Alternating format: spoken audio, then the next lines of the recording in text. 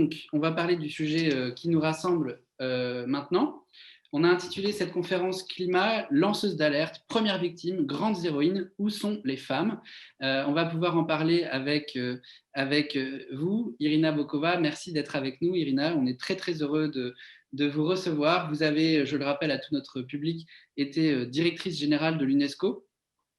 Et après cette carrière diplomatique absolument passionnante, vous enseignez à Sciences Po, à l'Université de Genève, et vous êtes aussi administratrice du Ban Ki-moon Center, la fondation que Ban Ki-moon a créée quand il a quitté le poste de secrétaire général des Nations Unies. Merci beaucoup d'être là.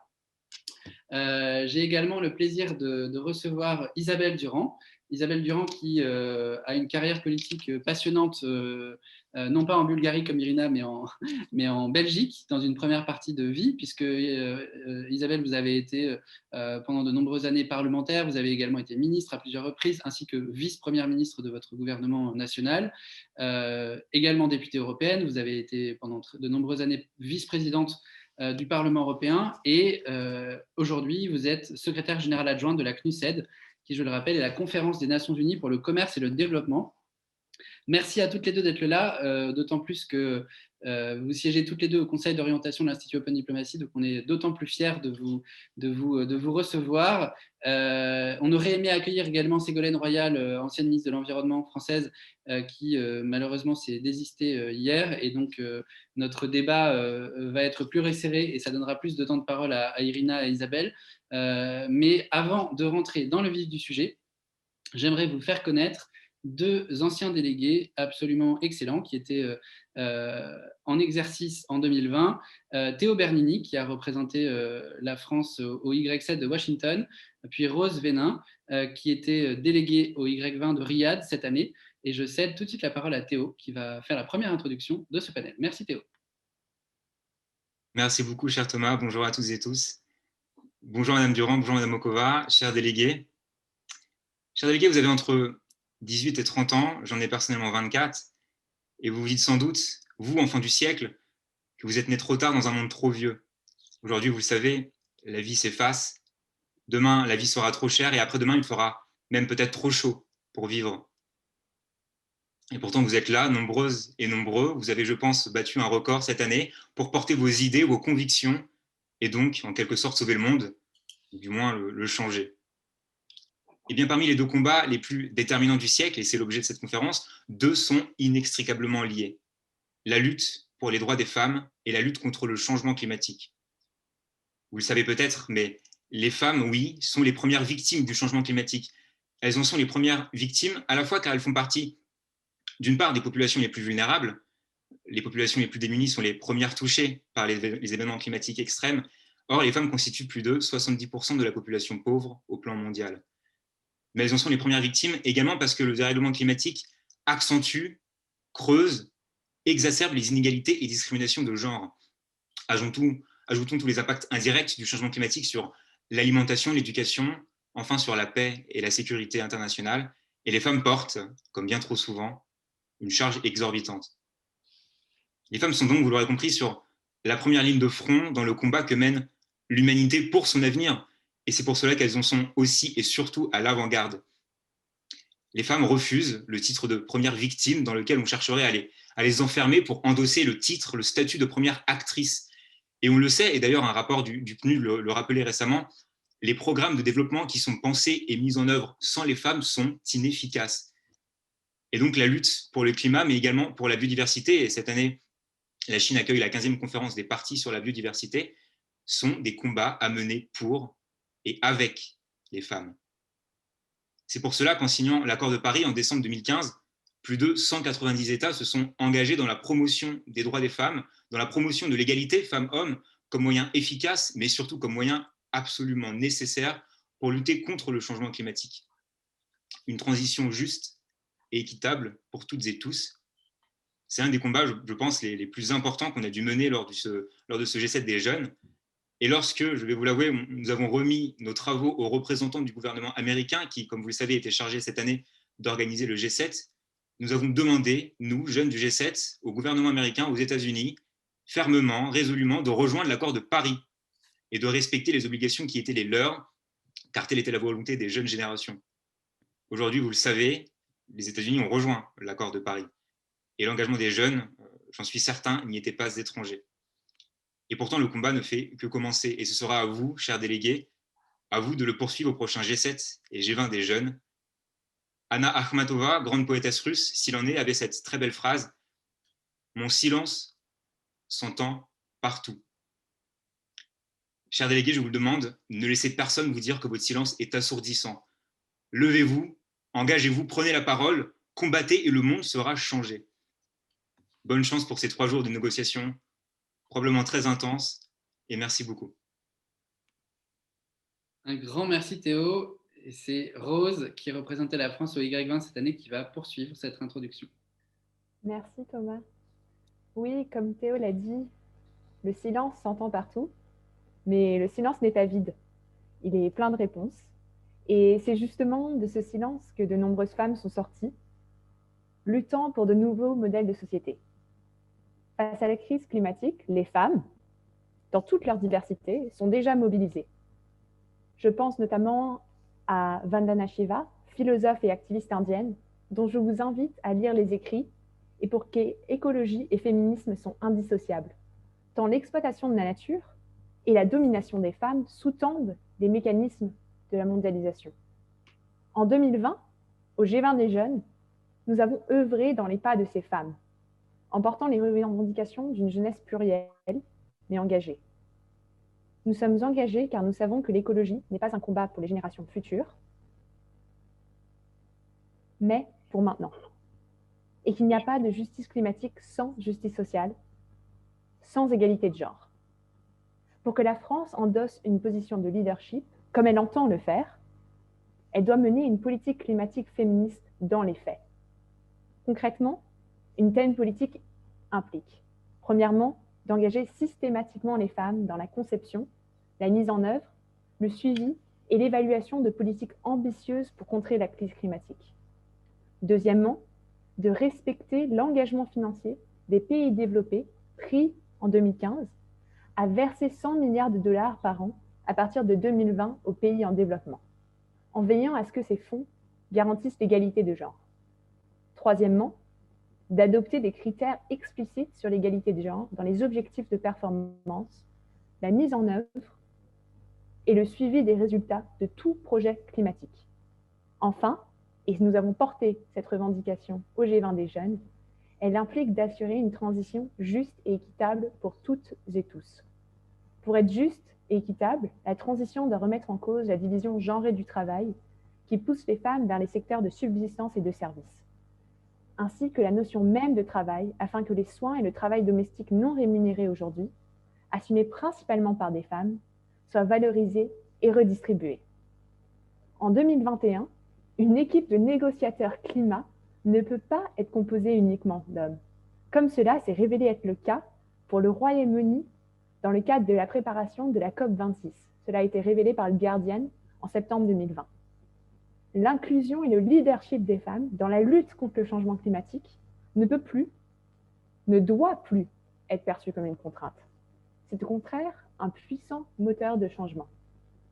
Le chemin qui reste à parcourir, et ça je suis sûre que vous le savez tous, est long. Aujourd'hui, la jeunesse est mobilisée et aujourd'hui, votre engagement le montre. La jeunesse est mobilisée, oui, mais comme le sont les femmes que nous avons l'honneur d'introduire, Mesdames Bokova et Durand. Merci et bon courage à vous tous. Merci beaucoup Rose. Effectivement, on a la chance incroyable de pouvoir discuter de ce sujet avec 2 personnalités qui ont, pas nécessairement sur le sujet même du climat, exercé des responsabilités internationales ou exercent d'ailleurs des responsabilités internationales extrêmement importantes. Donc on va rentrer dans le vif du sujet après cette introduction qui pose extrêmement bien le cadre. Il semble, quand on écoute les propos de Rose et de Théo, que le sujet s'impose comme une évidence. En réalité, il y a beaucoup de critiques qui nous disent oh, l'écoféminisme, c'est quoi ce concept encore boboisant, une nouvelle approche intersectionnelle bizarroïde. Qu'est-ce que ça va apporter à la conception des politiques publiques? Et donc, la première question que j'aimerais soulever, peut-être d'abord pour Isabelle. Ce sujet, il semble venir de loin. Dès la COP7 de Marrakech en 2001, le sujet femmes et climat a été mis à l'ordre du jour. Mais pourquoi est-ce que c'est d'autant plus pertinent aujourd'hui, Isabelle, de s'interroger sur le rôle spécifique que les femmes peuvent jouer dans la lutte contre le changement climatique? Est-ce qu'elles se sont effectivement les alliés qui, comme Rose le disait, sont nos alliés les plus puissantes pour avancer?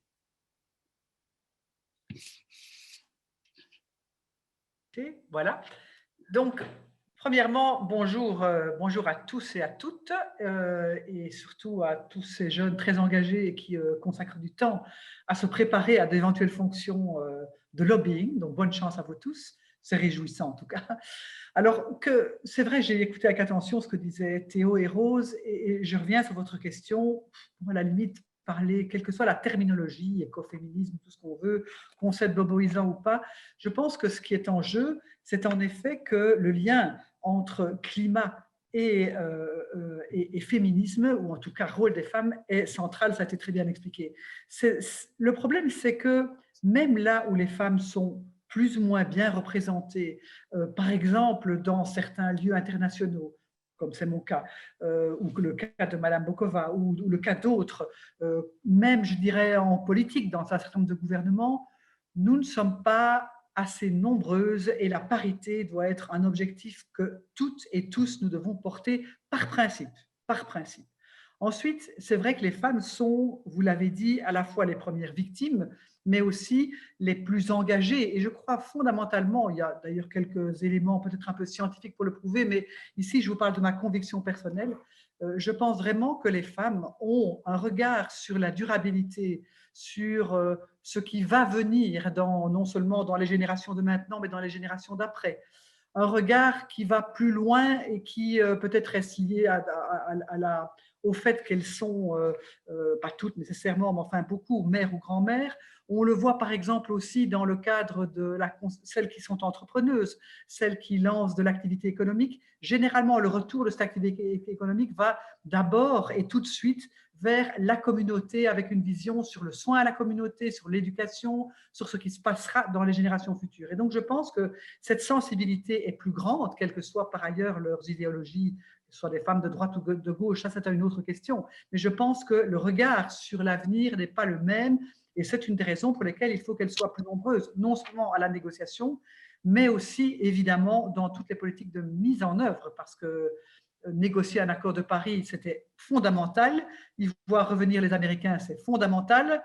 Mais qui est-ce qui le met en œuvre, l'accord de Paris? Ce n'est pas nécessairement les négociateurs. C'est dans les États, chacun des États, et au sein des États, dans chacune des entités qui a une action à mener, qu'elle soit directement environnementale ou climatique, ou qu'elle soit culturelle, éducationnelle, économique, parce que voilà, la question du climat, ce n'est pas qu'une affaire des climatologues ou une affaire des environnementalistes ou des ministres de l'Environnement. Ça touche absolument tous les secteurs de la vie sociale, économique. On va revenir sur cet aspect très précis là, des solutions qui sont à imaginer. Mais avant d'en arriver là, je voudrais me tourner vers Irina Bokova. Irina, vous avez vous aussi une carrière politique absolument incroyable à l'échelle internationale, et notamment sur évidemment les questions de culture liées à l'UNESCO, et plus largement sur les équilibres que la gouvernance internationale a trouvés et a fait une place aux femmes. Je sais que vous êtes très intéressé à l'historique de la place des femmes dans la gouvernance internationale, et que déjà il y a 20 ans, on abordait cette problématique dans un autre domaine, mais avec des interrogations similaires. Est-ce que vous pourriez revenir sur cette généalogie de la problématique qu'on soulève? Merci de m'avoir invité. Merci pour cette opportunité d'échanger avec les gens. Et je suis très heureuse d'être ici avec Isabelle Durand et de débattre les questions de l'égalité des genres et le climat qui sont très liées. Je crois que, si je peux reprendre un peu les réflexions d'Isabelle, que le féminisme et l'écologie, c'est le même combat pour la justice. C'est le même combat pour l'inclusion. c'est le même combat aussi pour le développement durable. Comme c'est très bien décrit dans l'agenda 2030 des Nations Unies. Et aujourd'hui, je dirais que ces interrogations me rappellent des temps, il y a 20 ans, plus de 20 ans, quand le Conseil de sécurité des Nations Unies a adopté une résolution, je dirais historique, Femmes, paix et sécurité. Et on s'interrogeait beaucoup à l'époque, mais pourquoi seulement les femmes, paix et sécurité? C'était évident que tout d'abord, les femmes souffrent beaucoup plus disproportionnellement pendant les conflits, mais ils ne sont pas seulement les victimes, d'ailleurs, comme le changement climatique, mais ils doivent être sur la table des négociations. Et on s'interrogeait à l'époque où sont les femmes dans les forces de maintien de la paix, où sont les femmes dans les négociations politiques, sécuritaires, où sont les femmes qui s'occupent, qui s'engagent avec ces questions primordiales de la paix internationale. Et on a décidé d'adopter cette résolution. Moi, j'ai beaucoup réfléchi et après, je me suis dit, mais il faut faire quelque chose pareil pour femmes et climat. Et cette question avait été débattue pendant plusieurs COP. Et je me souviens en 2014 à Lima, il y avait pour la première fois, on a adopté une stratégie dans ce domaine, femmes et climat, et avec certaines priorités, je dirais, très importantes qui après se sont élaborées, le COP 21 ici à Paris. Et maintenant, je crois que c'est la question qui est déjà sur la table. Mais si je peux revenir un peu sur la question pourquoi femmes et climat. Et si je fais encore une fois un tel voyage historique, je crois qu'aujourd'hui, les questions de changement climatique ne sont pas des questions qui sont seulement engagées avec les classes moyennes, un peu aisées, comme il y avait il y a 20 ans, 23 ans, 25 ans, qui n'étaient pas effectivement considérées comme importantes pour la majorité de la société. Et après, on a vu aujourd'hui que ce sont des questions, je dirais, éthiques. Ce sont des questions qui touchent les plus vulnérables, les plus pauvres dans le monde entier. Donc, l'UNESCO a adopté en 2017 pour la première fois une déclaration sur les questions éthiques du changement climatique. On met l'accent exactement là sur ces questions, femmes et climat, pauvreté et climat, développement durable et climat. Et je crois que nous devons vraiment aller en profondeur et étudier pourquoi ils sont liés. Je crois que nous pouvons donner beaucoup d'exemples aujourd'hui. La migration, les questions de migration climatique, les mariages précoces pour les femmes, les questions de l'eau, d'assainissement qui sont liées avec le changement climatique et qui touchent plutôt les femmes.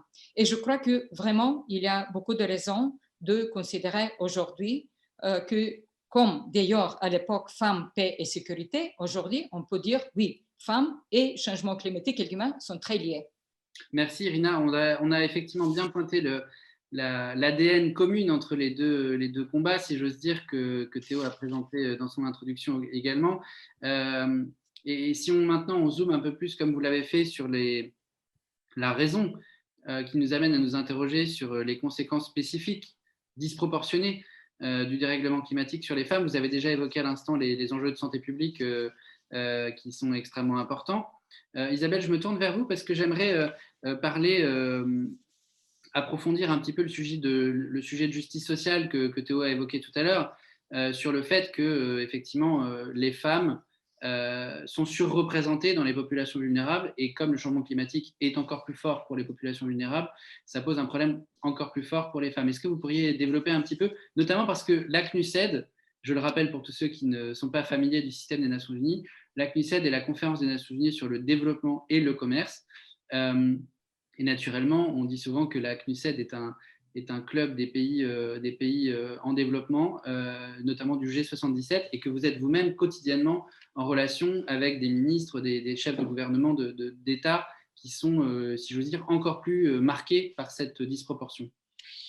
Oui, donc statistiquement, vous l'avez dit, à la fois le taux de pauvreté, mais aussi les secteurs qui sont les plus affectés par le changement climatique sont des secteurs où on retrouve le plus de femmes. Et si je prends par exemple les pays en développement, les secteurs les plus affectés par le changement climatique déjà ici et maintenant, alors que ces pays sont les moins responsables du changement climatique, ils payent très lourd en matière d'agriculture, en matière de pêche, en matière de tourisme. Par exemple, le secteur du tourisme est un secteur extrêmement féminin. Et si j'ajoute d'ailleurs à la question climatique toutes les conséquences socio-économiques du Covid, eh bien c'est clair qu'on a là, je dirais, une addition de problèmes qui touchent en premier lieu les femmes qui sont très nombreuses dans ce secteur et qui sont déjà en train de payer un très lourd tribut au changement climatique. Et donc, elles sont surreprésentées comme victimes.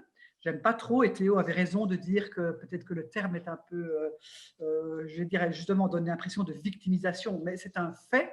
Néanmoins, en parallèle, elles sont aussi les premières dans ces mêmes secteurs, y compris d'ailleurs dans le secteur du soin au sens large.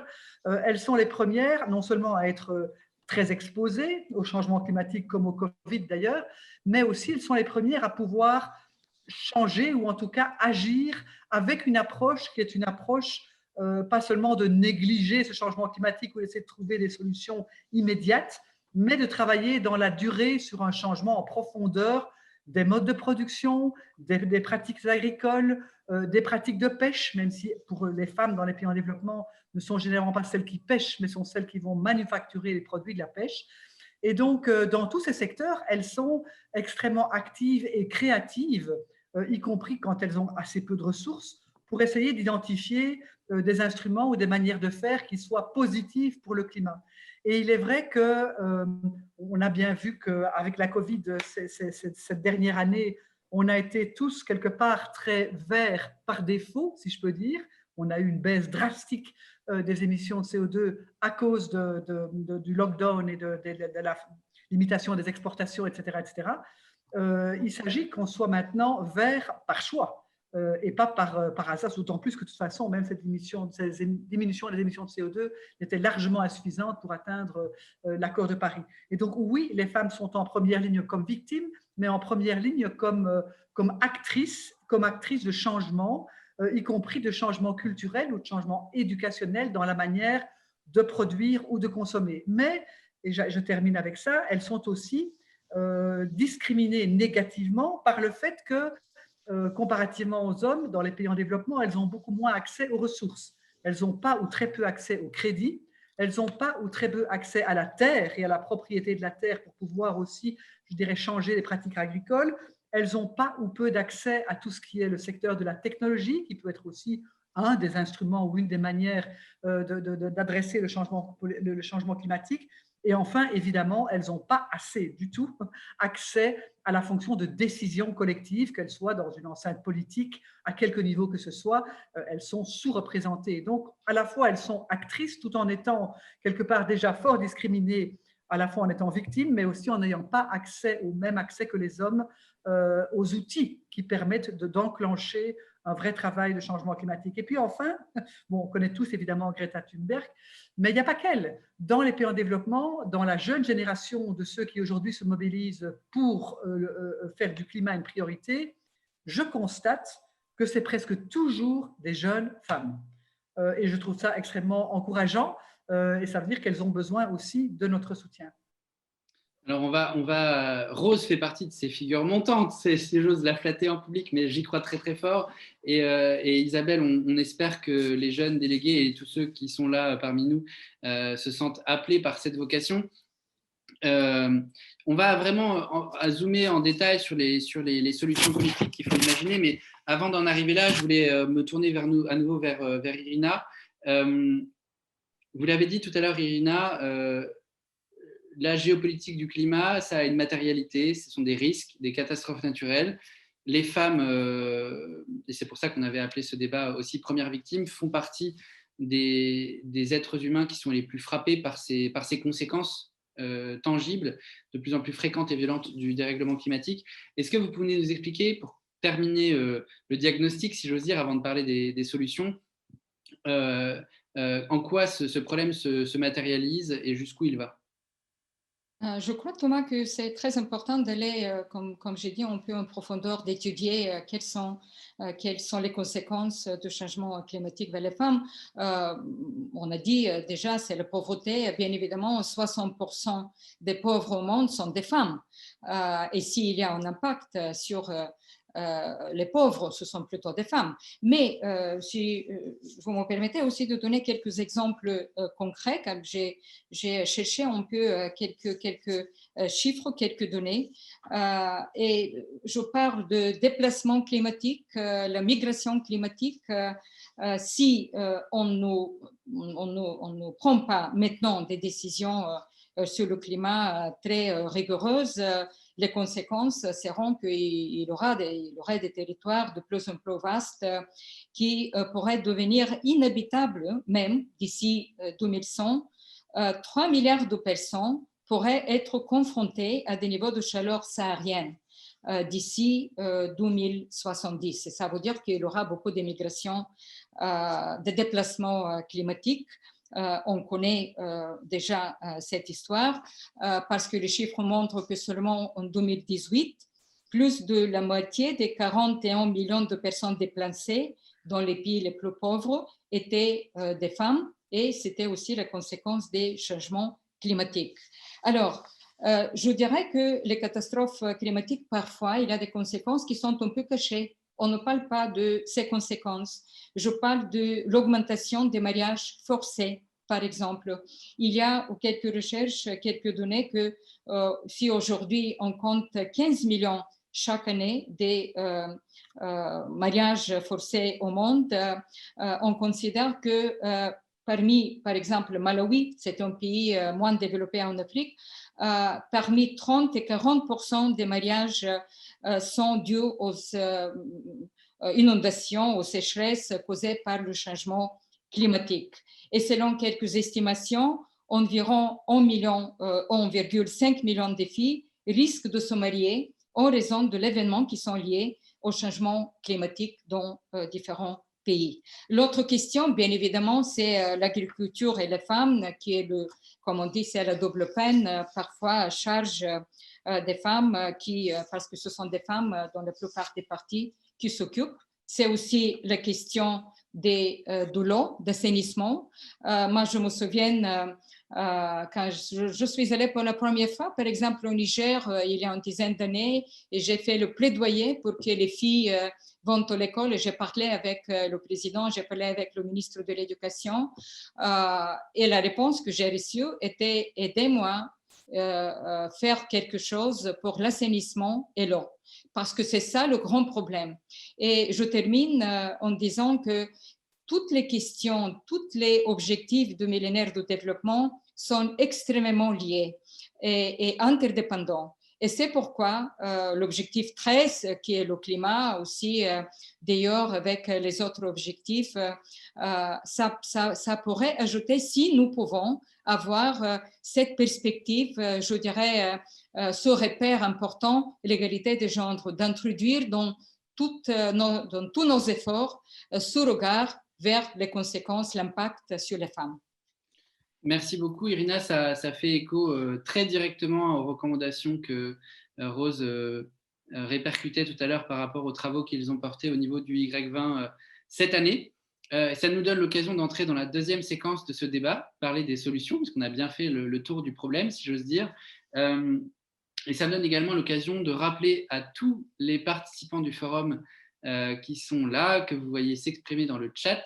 Je vous invite tous, chers candidats, à poser vos questions dans le chat, de sorte qu'on puisse les intégrer et que je puisse, en les lisant, les partager à Isabelle et Irina afin de les traiter petit à petit. Et donc, Irina, vous disiez à l'instant, vous parliez déjà des solutions en rappelant un cadre de conception de solutions qui est le cadre des objectifs de développement durable. Je me permets juste, avec ma casquette pédagogique, de faire une toute petite incise pour pouvoir aider nos candidats à se repérer dans ce débat. Les objectifs de développement durable ont été adoptés il y a 5 ans aux Nations Unies comme étant un cadre qui permet, avec 17 objectifs distincts, qui se déclinent après en cible 169 pour être exact, d'avoir une approche globale du développement durable qui intègre aussi bien les questions environnementales, économiques et sociales et politiques naturellement. Irina, je voulais juste expliquer ça de façon assez claire à nos candidats parce que vous siégez au conseil d'administration de la fondation de Ban Ki-moon, le Ban Ki-moon Center. Ban Ki-moon était le secrétaire général des Nations Unies qui s'est battu becs et ongles pour faire émerger ce cadre des ODD, des objectifs de développement durable. Et très clairement, on ne peut pas avoir de débat sur ce sujet sans faire le lien entre l'ODD climat et l'ODD 5, qui est l'ODD Gender Equality, qui est tout le fil rouge de notre conférence. Alors j'aimerais bien, si vous voulez bien, Irina, vous poser une question très simple qui va s'appuyer sur votre expérience très très poussée au niveau des Nations Unies. Les ODD sont clairement posés depuis 5 ans. Est-ce que vous sentez que ce cadre conceptuel, qui peut nous aider à penser des solutions à des problèmes très transversaux comme celui auquel on fait référence, est-ce que vous pensez que ce cadre a bien été approprié par les États, par les entreprises, par la société civile pour aller de l'avant, ou est-ce que vous trouvez qu'il est encore un petit peu fragile, qu'il est encore un peu méconnu? Je crois que l'agenda des Nations Unies 2030 s'est posé, je dirais, des très hautes responsabilités objectives. Même à l'époque, on considérait que ce sont des aspirations plutôt que, dans certains des cas, mais plutôt que des objectifs qui sont concrètes, qui sont réalistes. Pour moi, toujours, c'était important de se poser des objectifs très clairs qui sont liés. Et même si ce n'est pas possible de les atteindre, on doit savoir où nous devons aller, où nous voulons aller. Et c'était primordial. Dans le cas de l'égalité de genre, dans le cas de l'éducation, par exemple, dans le cas du climat, je crois qu'il y avait beaucoup de mouvements, beaucoup d'acquis. Malheureusement, maintenant, on voit avec le Covid, les conséquences de Covid, qu'il y a une perte de certains de ces acquis. Même le secrétaire général, Antonio Guterres, a dit pendant l'Assemblée générale des Nations Unies, juste il y a 2 mois, il a dit qu'on peut perdre 25 ans de développement. Et il y aura beaucoup plus de pauvreté, il y a beaucoup plus de difficultés dans ce chemin vers les objectifs du millénaire de développement. Mais en même temps, il ne faut pas, à mon avis, tomber dans le pessimisme, parce que je crois que maintenant, il y a la sensibilité est beaucoup plus accrue, beaucoup plus, je dirais, élevée dans l'importance de cet agenda 2030. Il y a aussi la technologie qui se développe. Parfois, il y a des possibilités. Il y a une innovation extraordinaire aujourd'hui.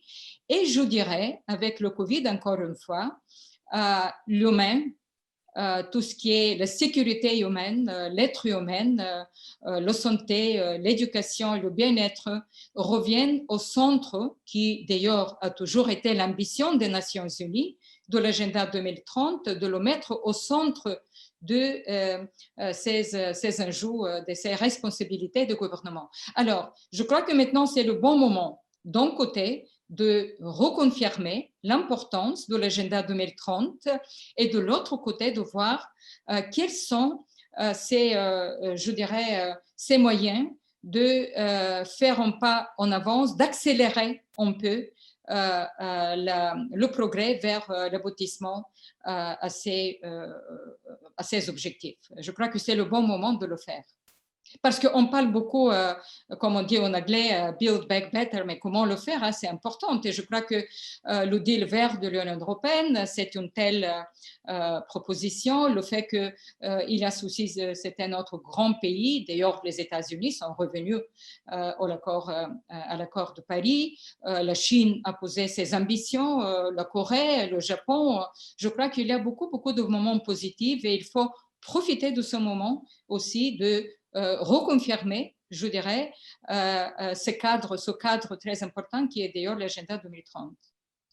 Merci beaucoup, Irina. Je suis attentif en même temps aux questions très nombreuses qui nous arrivent par le chat et je vais m'occuper petit à petit de les distiller dans dans la discussion.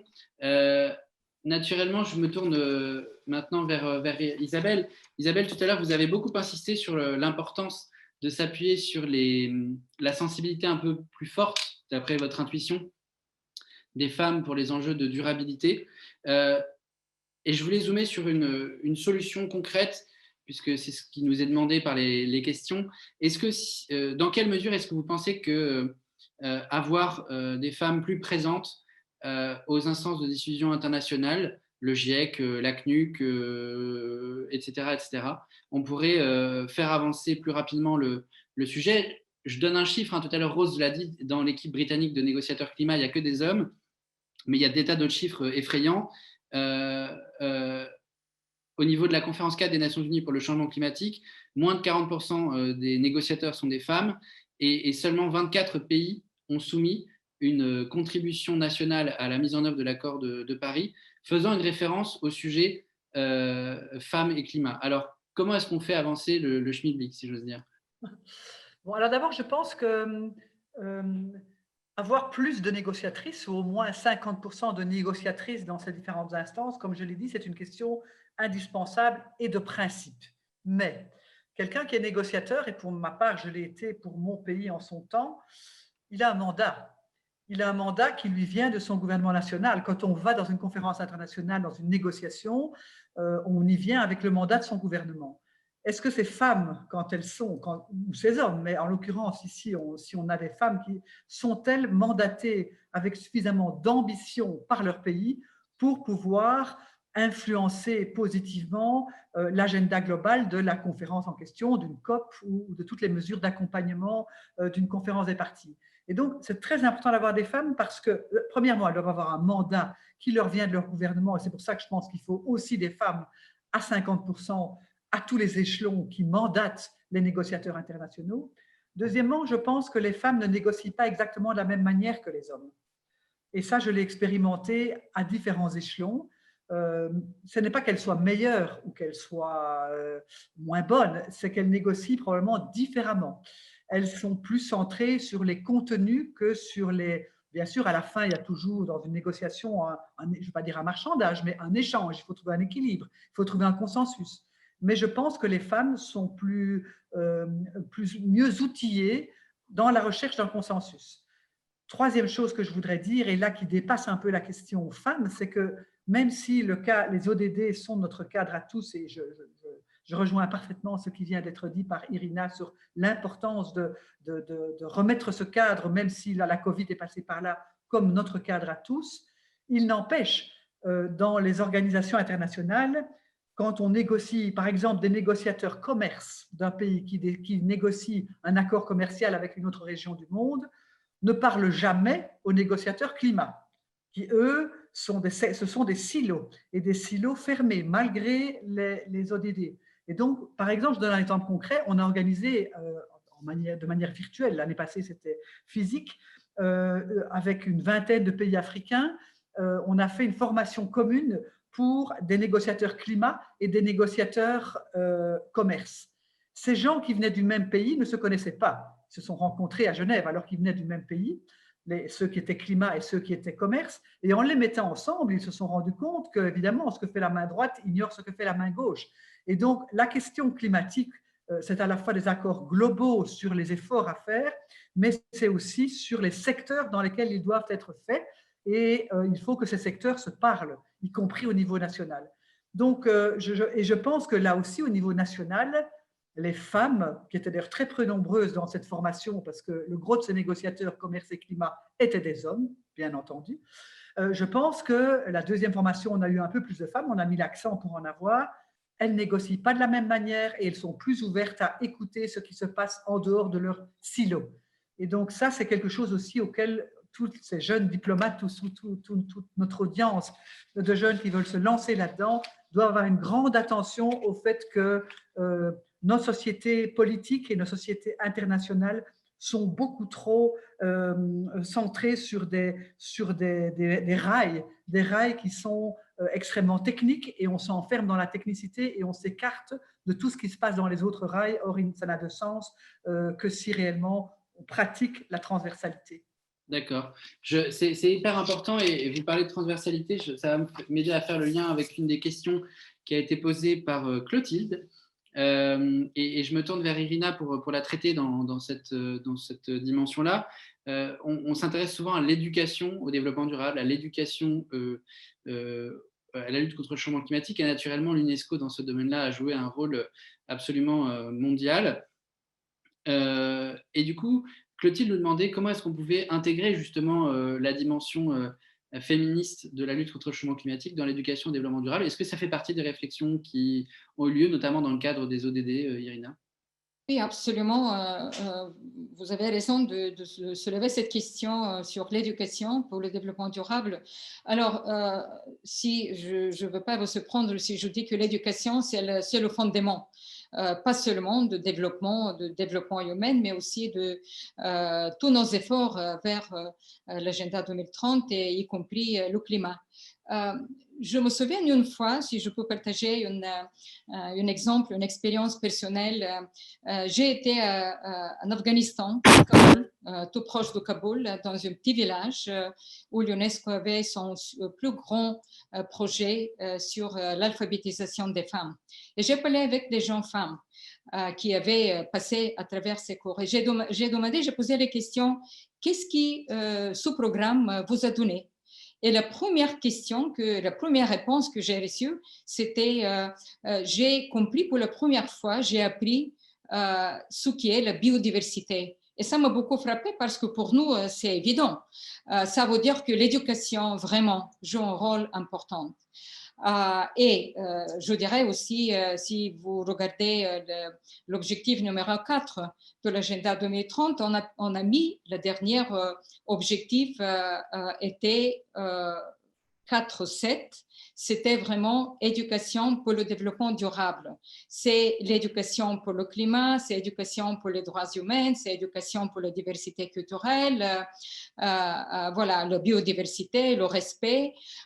Et ces problèmes, je dirais, ces programmes datent depuis une dizaine d'années, plus de ça, une quinzaine d'années, mais aujourd'hui, ils sont vraiment primordiaux. Et en ce qui concerne l'éducation et l'égalité des genres, il y a pas mal de références dans l'objectif numéro 4 sur la nécessité d'assurer l'égalité dans les différents niveaux de l'éducation, primaire, secondaire, après formation professionnelle, technique, et aussi, qui est d'ailleurs très important, c'est de mettre les liens entre femmes et la science.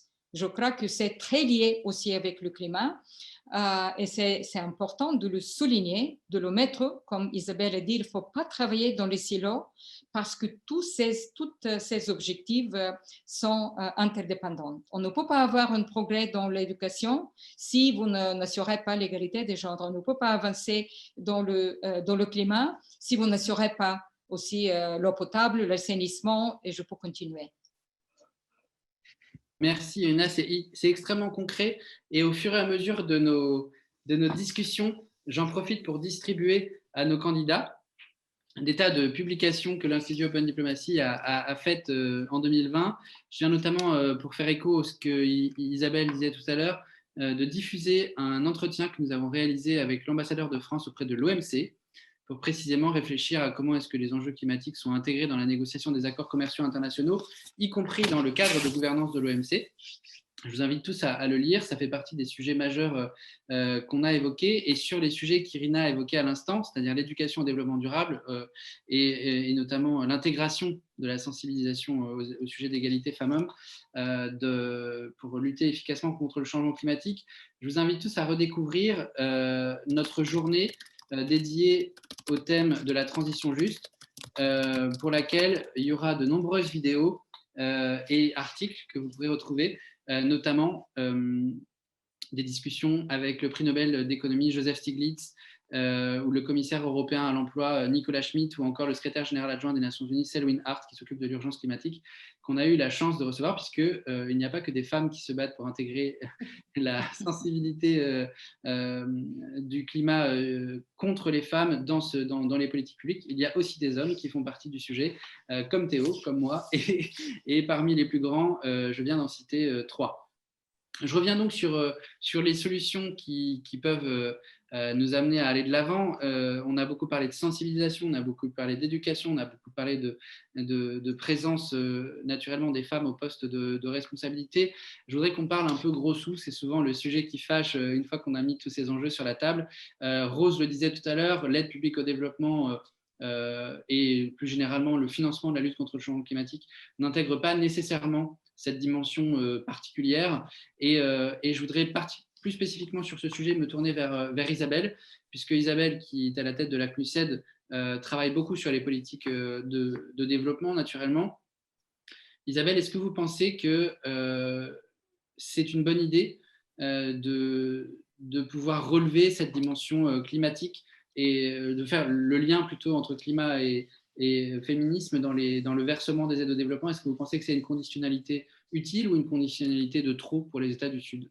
Non, non, je pense que c'est une conditionnalité utile. Et d'ailleurs, je participe au comité d'avis sur un nouveau fonds qui a été mis en place sur ce qu'on appelle le Green Recovery, donc le redressement vert, si je peux dire, après ou pendant vraiment le désastre socio-économique qu'ont connu et que connaissent bon nombre de pays en développement.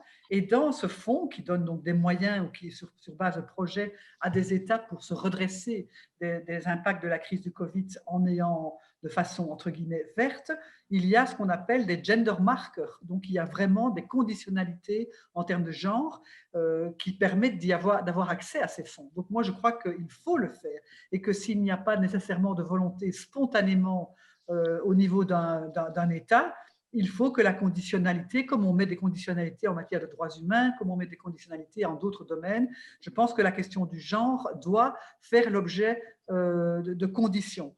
Ceci dit, le problème aujourd'hui de l'aide au développement et des moyens nécessaires, c'est aussi les conséquences de la Covid. En l'occurrence, la plupart des États développés, parce qu'ils ont des moyens suffisants, ont mis en œuvre d'énormes budgets pour soutenir leur secteur, soutenir leur économie, soutenir leur PME, etc. Et toutes les projections montrent, hélas, que qui est-ce qui va payer la note de ça? C'est évidemment l'aide au développement qui va diminuer en volume. Les États vont être moins enclins à mettre des moyens dans l'aide au développement. Vous savez que, je sais pas, vous savez ou vous ne savez pas, que normalement, il y a un engagement que 0,7% du produit national brut doit être consacré à de l'aide au développement pour un pays développé. On en est très très loin et on risque d'en être encore beaucoup plus loin. Deuxième problème dans l'aide au développement, c'est que généralement on essaye de faire passer les questions climatiques dans l'aide au développement. Or, l'aide au développement, c'est un domaine plus général dont la question climatique est une question transversale, mais essayer de se dédouaner de ces obligations de développement en essayant de climatiser, si je peux dire, l'approche développement, ça n'est pas sérieux. On doit faire les deux en parallèle, c'est-à-dire l'aide au développement tout court, la justice sociale, la pauvreté, la santé, etc., la protection sociale, et de l'autre côté, la question du changement climatique. Deuxièmement, vous savez aussi que dans les pays en développement, dans des pays développés, les migrants, qui sont des migrants des pays en développement, envoient beaucoup d'argent dans leur pays d'origine.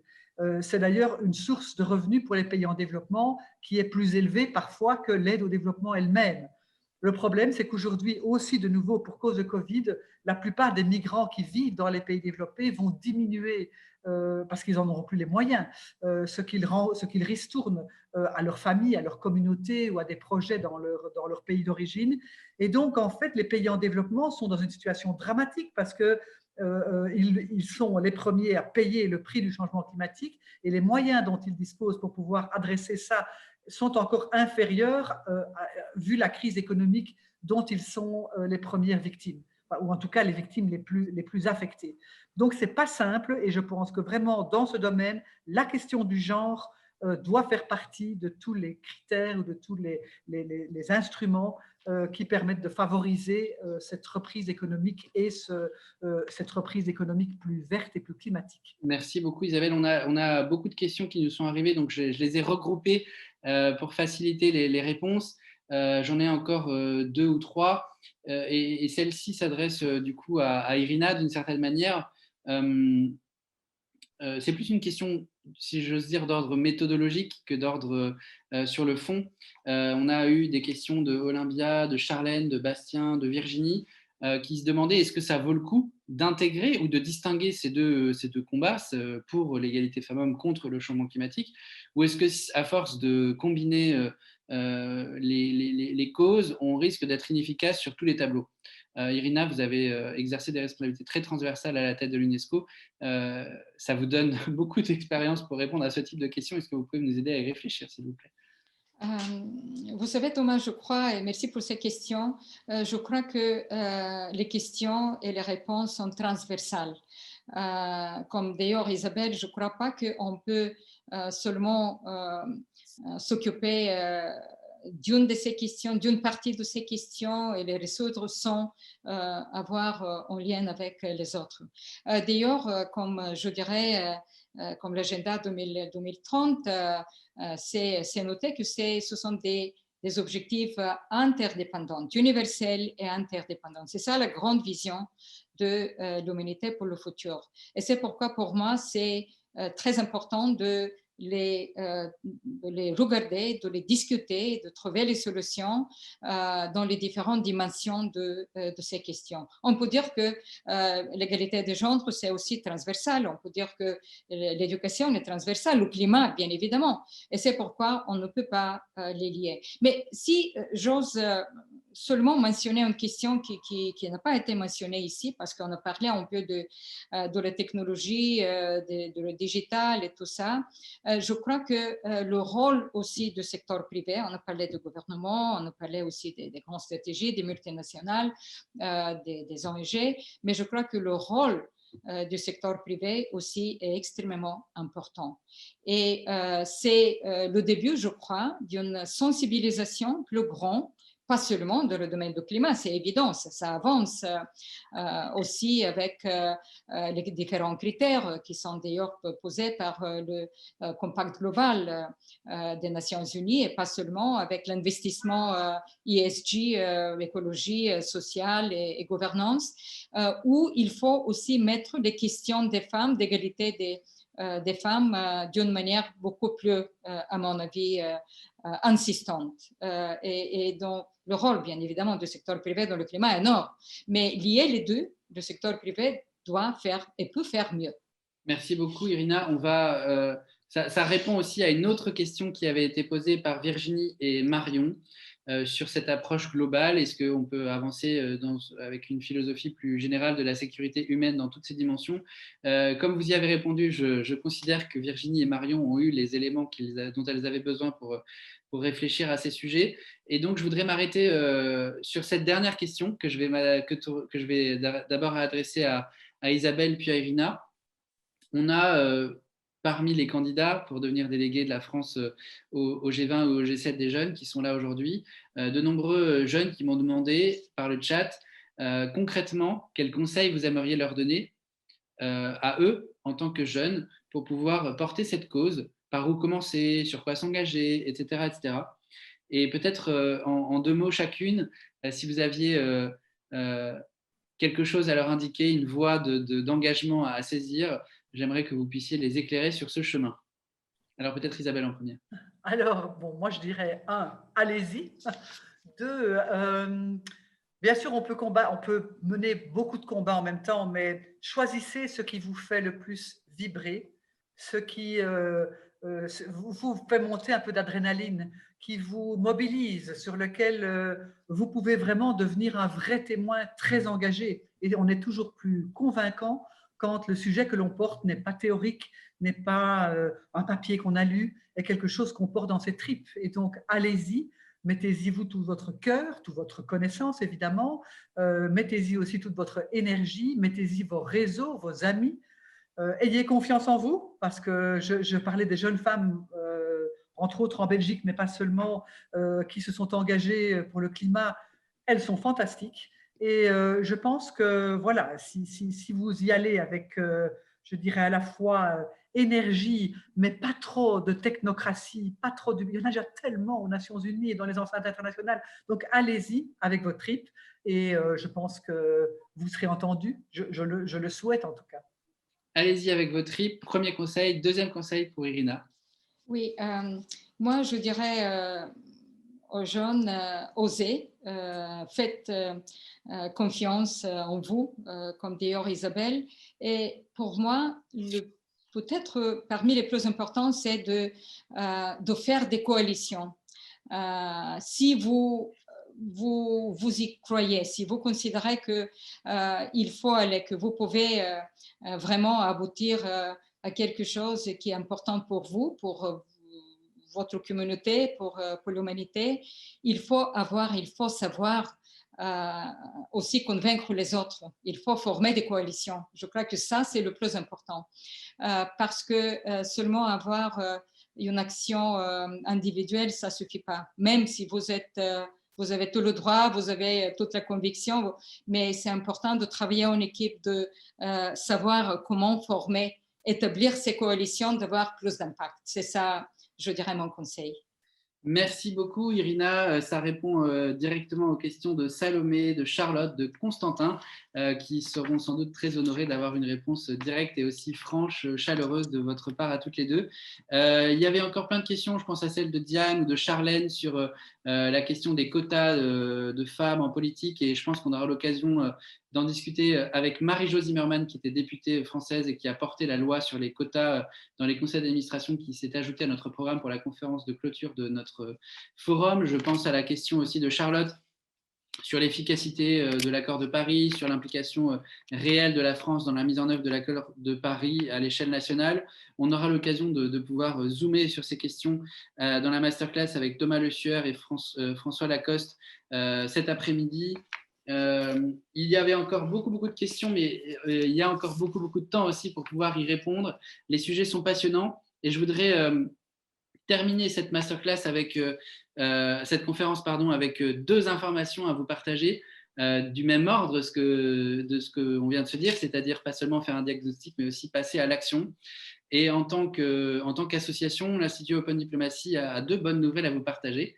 La première, c'est que sur ces sujets très importants à nos yeux de lutte contre le changement climatique, on a mis en place un partenariat qu'on a signé pas plus tard que cet après-midi avec Reforest Action, qui est une entreprise qui travaille sur le reboisement, la préservation des forêts, pour qu'à chaque fois qu'une personne s'inscrive à une de nos conférences, ça replante un arbre dans l'un de leurs programmes de crowd planting. Et donc, vous avez tous contribué à la reforestation qui apporte des solutions très concrètes et très importantes à ces enjeux de lutte contre le changement climatique et de protection de la biodiversité. Et la deuxième excellente nouvelle que j'ai à vous partager, qui réjouira Irina, puisqu'elle est administratrice également du Ban Ki-moon Center, c'est que nous sommes sur le point de signer un accord de coopération avec le Ban Ki-moon Center pour pouvoir faire en sorte qu'à l'échelle mondiale, des anciens du Y20 et du Y7, on continue de cultiver le leadership de ces jeunes délégués afin d'en faire des ambassadeurs des objectifs de développement durable. Et donc, nous aurons très bientôt l'occasion d'annoncer de nouvelles opportunités, ce qui montre qu'une fois devenu délégué, ça n'est que le début d'un engagement qui, comme Irina l'a dit, a vocation à durer et qui, comme Isabelle l'a dit, a vocation à venir des tripes. Donc, j'espère que tous ceux qui sont là seront appelés à s'engager. On va s'arrêter là pour que vous puissiez rejoindre vos comités de négociation, commencer vos travaux. Et puis, on se retrouve à 18h pour les différentes masterclass qui auront lieu cet après-midi. Je rappelle que la 5e est annulée. Et à 19h, on recevra l'ancien ministre des Affaires européennes et secrétaire général de l'Élysée, Jean-Pierre Jouyet, pour parler de la future présidence française de l'Union européenne.